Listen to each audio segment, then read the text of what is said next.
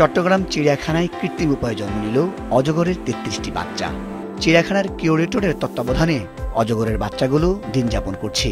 এ নিয়ে ষষ্ঠবারের মতো সেখানে কৃত্রিম উপায়ে জন্ম নিল অজগরের বাচ্চা। গত ১১ থেকে ১৫ জনের মধ্যে হাতে তৈরি ইনকিউবেটরে রাখা হয় ৩৩টি ডিম। পর্যায়ক্রমে ফুটে বাচ্চাগুলো জন্ম নিয়েছে বলে জানিয়েছেন চিড়িয়াখানা কর্তৃপক্ষ। দুটি অজগর সাপের খাঁচা থেকে গত ৪ এপ্রিল ২৪টি ও ১৪ এপ্রিল ২১টি সহ মোট ৪৫টি ডিম সংগ্রহ করা হয়েছিল।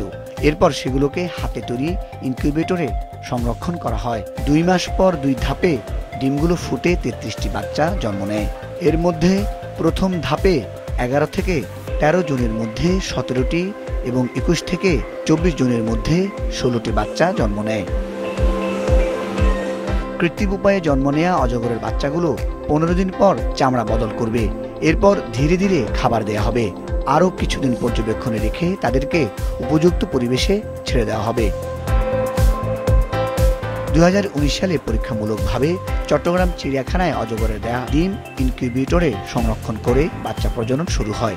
প্রথমবার ২৫টি, ২০২১ সালে ২৮টি এবং ২০২২ সালে ১১টি, ২০২৩ সালে ১৬টি এবং ২০২৪ সালে ৩৫টি সহ মোট ১১৫টি অজগরের বাচ্চা জন্ম নেয়।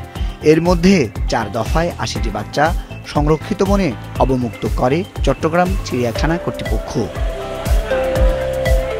মুজাহিদ সাকিব, মাছরাঙা নিউজ ডেস্ক।